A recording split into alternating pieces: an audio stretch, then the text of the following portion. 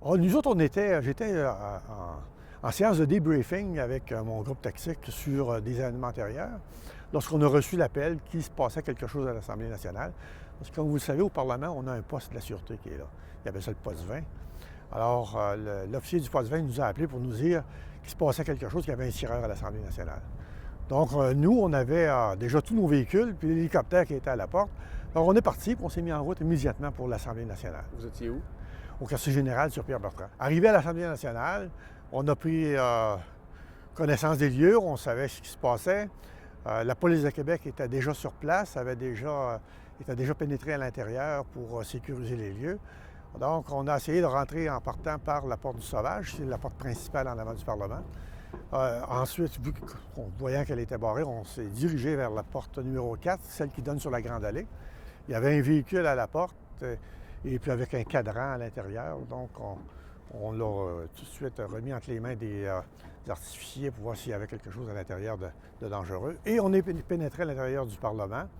En entrant, il y avait un individu, un gardien décédé à la porte. Là. On est rentré à l'intérieur jusqu'au Salon Bleu. Et là, on a pris position au Salon Bleu pour relever la police de Québec qui était à l'intérieur et sécuriser les lieux en mettant en place les tireurs d'élite et en mettant en place tout le reste du groupe tactique. Ils étaient où, les tireurs d'élite? Comment vous les avez positionnés? Face à l'ortie à l'intérieur de l'Assemblée. Ouais. Mais on sait qu'il y a aussi un deuxième étage, il y a des estrades. Alors on était au deuxième étage. Okay. Donc lui était assis au siège du président? Au siège du président, puis les tireurs d'élite étaient face à lui. Nous autres, on était 23 dans le groupe. Dans le groupe d'intervention comme tel, nos spécialistes de l'intervention physique, là, ils étaient 10, eux autres, des spécialistes là, sur ça. Après ça, vous avez les négociateurs, vous avez les enquêteurs, vous avez toute l'équipe qui compose le groupe tactique. Puis là, quand vous mettez vos hommes en place, vous voyez que l'ortie n'est pas seul, là. Non, on voit que l'ortie n'est pas seul. Il y a Jalbert qui est déjà pénétré à l'intérieur de l'enceinte et qui discute avec l'ortie. M. Jalbert, il a très bien fait quand il est entré. La première parole qu'il dit, si je ne me trompe pas de mémoire, il dit « Qu'est-ce qui se passe? » Hein? Et puis, l'ortie, il lui répète, je crois, qu'il vient de tirer, etc. Et puis, il dit à l'ortie, il dit « Je suis un militaire comme toi, moi. » Là, il sort sa carte de vétéran, puis il lui montre. Et là, il se crée le lien. Il se crée un lien d'identité entre les deux. Un lien de confiance. L'ortie transfère sa confiance à Jalbert. Puis Jalbert, pareil. Jalbert, lui, il prend un peu sous son aile. Oui, je vais te protéger. Puis c'est ce que Jalbert a fait. Il a essayé de protéger l'ortie. Il a, à un moment donné, tenté de s'en aller, mais l'ortie l'a retenu. Il a dit non, reste ici, je ne vais pas s'en aller. Si vous regardez comme il faut la vidéo, là, c'est ce qui se passe. Et puis, un petit peu plus tard, M. Jalbert s'est senti mal à l'aise. Il sentait la présence policière, il la savait. L'ortie disait vous êtes ici, etc. Fait que, là, il a demandé à l'ortie de l'accompagner à son bureau. Et ça a fait notre affaire. Parce que ça nous a permis de porter secours aux blessés. Puis ça nous a permis aussi de voir ce qui s'était passé et de constater qu'il y avait des décès, s'occuper des personnes décédées. Alors, Jalbert dit à l'ortie, suivez-moi jusqu'à mon bureau. C'est ça. Puis moi, j'ai des hommes à l'arrière. Quand que Jalbert sort, il passe à côté de mes hommes. Puis mes hommes me demandent, qu'est-ce qu'on fait? Vous le laissez passer. On savait, moi, je connaissais le Parlement par cœur, mes hommes aussi. On savait où est-ce qu'il s'en allait, puis il ne pouvait pas sortir de là. Donc, on s'est assuré qu'il prenait l'ascenseur et qu'il s'en allait à la bonne place. Et puis, quand il est arrivé à son bureau, on a isolé le bureau de M. Jalbert. On a sécurisé les lieux, et puis là, il n'y avait plus de possibilité de sortir. Alors, comment s'est passée l'arrestation? Là, après ça, on a négocié. Là, on a négocié, non pas avec M. Lortie, mais on a négocié avec Jalbert. Ça a duré 2 heures de négociation avec M. Jalbert, qui voulait toutes sortes d'affaires, qui nous avait envoyé aussi la police militaire, et puis un colonel de l'armée, qui nous avait envoyé également un padré, puis etc., pour s'occuper de l'intervention. Mais on a fait comprendre aux gens de la police militaire que c'était une opération civile et non pas une opération militaire. Pourquoi M. Jalbert tenait tant que ça? Là? Il avait fait des promesses à l'ortie pour le convaincre. Non, mais je pense que M. Jalbert, c'était correct quelque part pour lui. C'est un ancien major dans l'armée, puis lui, il a référé immédiatement aux personnes qu'il connaissait. C'est ce qu'il a fait. Et donc, nous, on a négocié, puis on a fini par parler avec M. Lortie. Lortie était d'accord pour une reddition. Alors, là est arrivé après ça la discussion sur le protocole de reddition.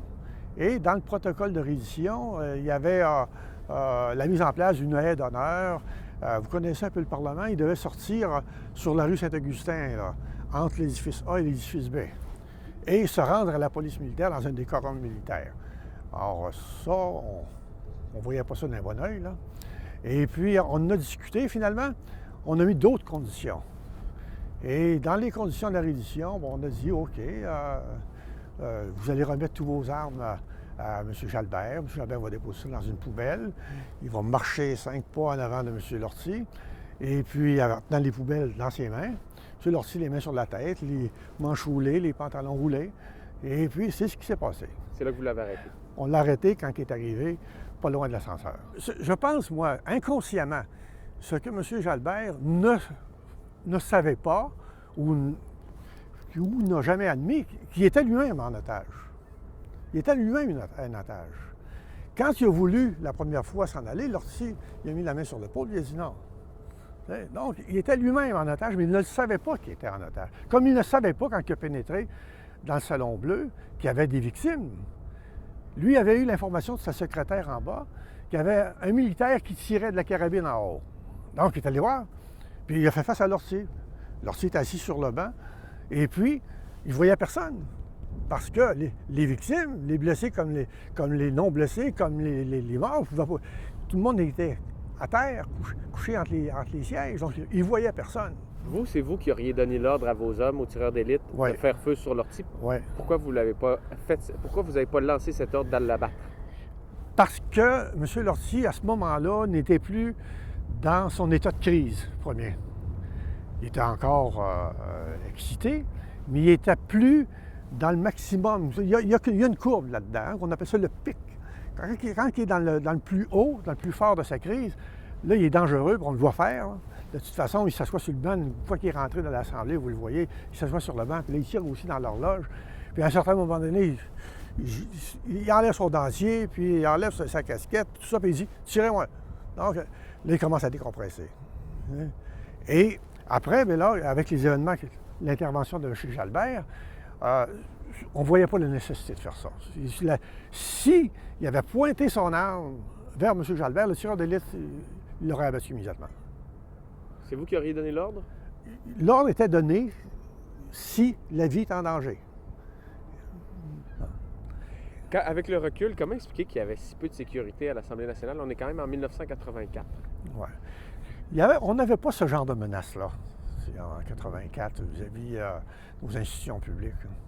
Il y avait une bonne sécurité, je crois, à l'Assemblée nationale par rapport à l'époque. Vous aviez des gardes de postés un peu partout qui assuraient la sécurité de base. Donc, ça ne devenait pas nécessaire de mettre en place les mécanismes qu'on a aujourd'hui. Mais aujourd'hui, on n'a plus le choix avec ce qui se passe. On ne sait plus qui représente les dangers. C'est là aussi qu'il y a le danger, qu'on ne sait pas qui représente les dangers. Ça a été un point tournant dans l'histoire du Québec? Oui. Ah oui. Puis dans l'espace, dans l'histoire aussi de la police, dans l'histoire aussi de l'intervention policière, de la manière d'intervenir. Vous avez eu les événements à la Polytechnique auparavant qui ont donné une autre expertise à la police sur sa manière d'intervenir. Et la police doit constamment réajuster ses façons d'intervenir par rapport au contexte.